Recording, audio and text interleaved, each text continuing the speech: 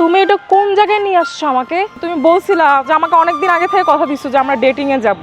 তুমি আমাকে বলছো সেই প্লেসটাতে নিয়েও যাবা।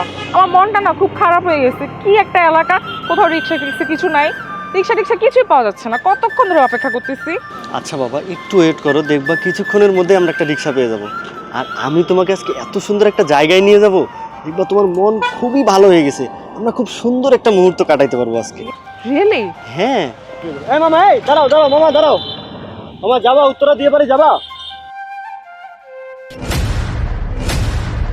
বোন তুই এনে মানে আপনার কি মাথা ফাটা কি খারাপ হয়ে গেছে? আপনি কাকে বোন ডাকতেছেন আমি কিছু বুঝতেছি না। তোর ভাইরে তুই চিনিস না? আমি তোর ভাই। আশ্চর্য, আপনি কি বেশ খাই ফেলছেন নাকি? আসলে উল্টাপাল্টা কথা বলতেছেন কেন? আর আপনার মতো একটা ফকিন্নি ছোট লোকের আমি কেন বোন হইতে যাব? একটা সামান্য অটো চালকালা, এই গরিব মানুষের বোন আমি না, আমার অনেক স্ট্যাটাস। একটা রিস্কাওয়ালা তোর ভাই আজকে এত কষ্ট করিয়া এই রিস্কা চালাইয়া টাকা পয়সা দিয়া তোরে কলেজে লেখাপড়া করাইছি, আর তুই আমার চিনতে পারতাছস না? একটা লোকের সামনে আমার তুই অপমানি করতাছস। দেখেন, আমি আপনাকে মোটেও চিনতেছি না। আপনার মানে ভুল হয়েছে।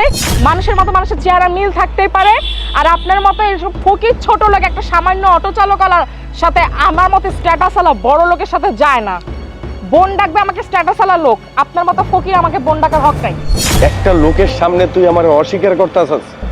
হ্যাঁ, কত কষ্ট করে টাকা পয়সা নিয়া তোরে কলেজে লেখাপড়া করাইতেছে, আর তুই অস্বীকার করতাছস?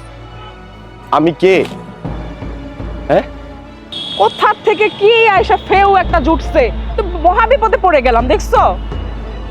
আমি তো কিছুই বুঝতেছি না। তুই আমারে অস্বীকার করতাছস? আয় বোন, আয় আয় আয়। আশ্চর্য, তোর মতো ছোট লোক আমার হাত ধরার সাহস পাইছিস কেমনে? হ্যাঁ, সাহস পাইছিস কেমনে? তোর মতো একটা অটো রিক্সা চালক ফকির ছোট লোক থাকার, তোর মতো ফকিরের সাথে আমার যায়? তোর বোন আমি হবো এটা তোর বিশ্বাস হয়? তুই সত্য করে ক, যে আমার মা মারা গেছে ওই মায়ের কসম লাগে তুই আমার বোন না? ক, জিজ্ঞাসা করেন আপনি ভাই, জিগান যে আমার বোন না, জিগান। থাক ভাই, আমি না বুঝতে পেরেছি যে আসলেই কোনটা সত্য আর কোনটা মিথ্যা। ভুলটা আসলে আমারই হয়েছে, মানুষ চিনতে আমি ভুল করেছি।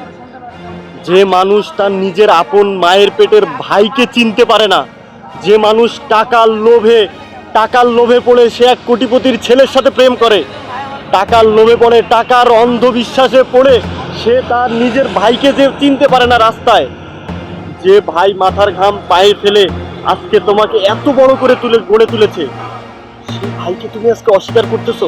দেখো, তুমি আমাকে ভুল বুঝো না। আর আমি মানুষ মাত্রই ভুল করে, হয়তো বা আমার কোনো কারণে ভুল হয়ে গেছে। থাক, আর কিছু বলতে হবে না। আমি তোমার সাথে আর রিলেশনটা কন্টিনিউ করতে পারছি না। আর একটি কথা বলে যেতে চাই, আজকের পর থেকে তুমি যদি কোনোদিন কোনোভাবে আমার সাথে দ্বিতীয়বার যোগাযোগ করার চেষ্টা করছো, তাহলে এর পরিণতি ভালো হবে না, বলে দিলাম। প্লিজ আমাকে ভুল বুঝো না, যাইও না। ভাইয়া, ভাইয়া প্লিজ আমাকে ভুল বুঝো না।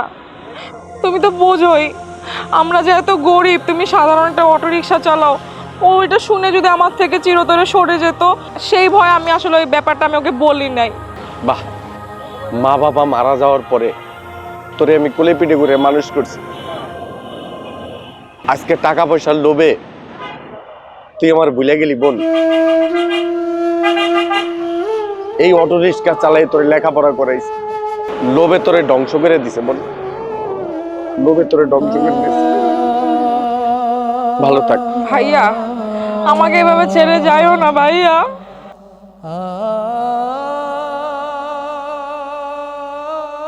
যে রক্তের ভাই আমাকে কোলে পিঠে করে মানুষ করছে, নিজে খেয়ে না খেয়ে দরিদ্র সংসারে বোনটাকে এত উচ্চ শিক্ষায় শিক্ষিত বানিয়েছে, আর আজকে না আমি একটা সামান্য একটা ছেলেকে পেয়ে আমার বড় ভাইকে ভুলে গেছি।